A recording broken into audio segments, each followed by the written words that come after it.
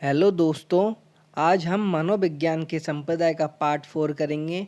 पिछली वीडियो में हमने उद्देश्यवाद, संरचनावाद, प्रकारवाद को समझा था। आज हम व्यवहारवाद को समझेंगे।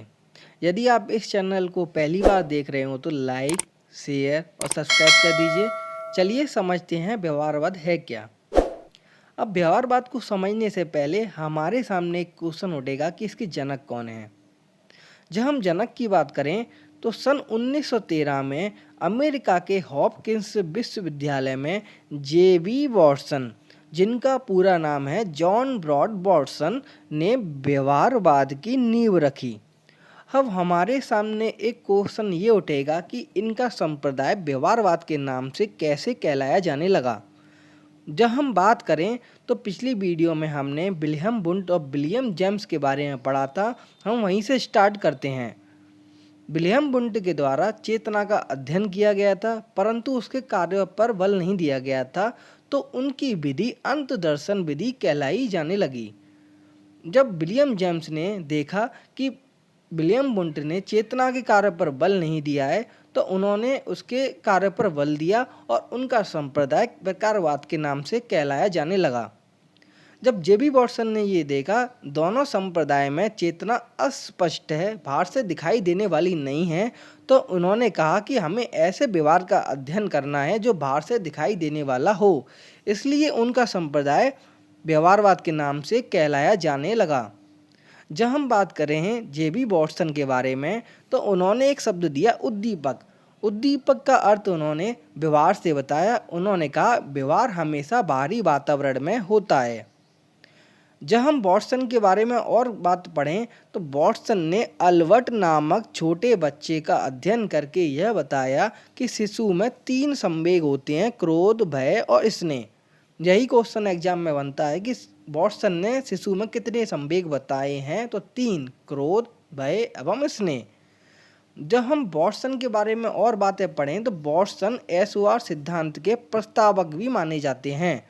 पर जब हम सर्वप्रथम प्रस्तावक की बात करें तो यह वुडवर्थ को कहा जाता है।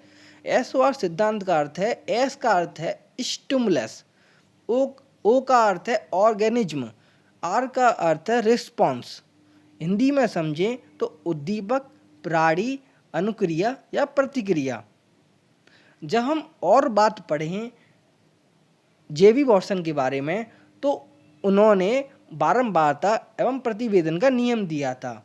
इसी का क्वेश्चन एग्जाम में बनता है कि बारंबारता एवं प्रतिवेदन का नियम किसने दिया, तो जेबी वॉटसन के द्वारा दिया गया।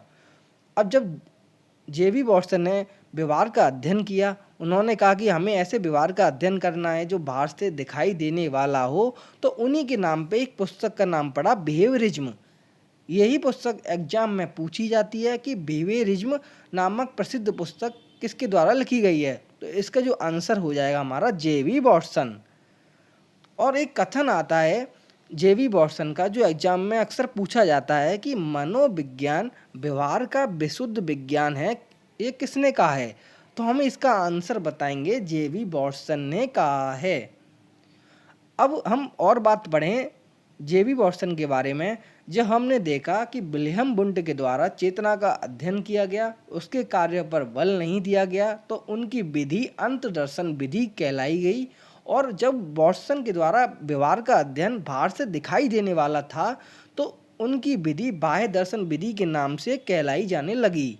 और यही क्वेश्चन एग्जाम में पूछा जाता है कि बाह्य दर्शन विधि के जनक कौन है, तो हम बताएंगे वॉटसन।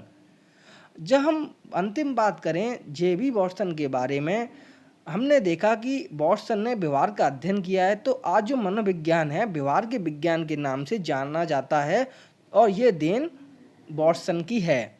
मेरे द्वारा आपको आज जेबी वॉटसन और संप्रदाय और यह मनोविज्ञान की संप्रदाय का पार्ट 4 कराया गया है। मैंने जितनी भी बातें आपको इस संप्रदाय व्यवहारवाद के बारे में बताई हैं, आप इन सभी बातों को कॉपी पर नोट कर लीजिए, क्योंकि यह एग्जाम की दृष्टि से बहुत महत्वपूर्ण है, क्योंकि इसमें से क्वेश्चंस अक्सर बनते ही बनते हैं। यदि आपको यह वीडियो अच्छी लगी हो तो प्लीज़ लाइक, शेयर और सब्सक्राइब करें। And thank you.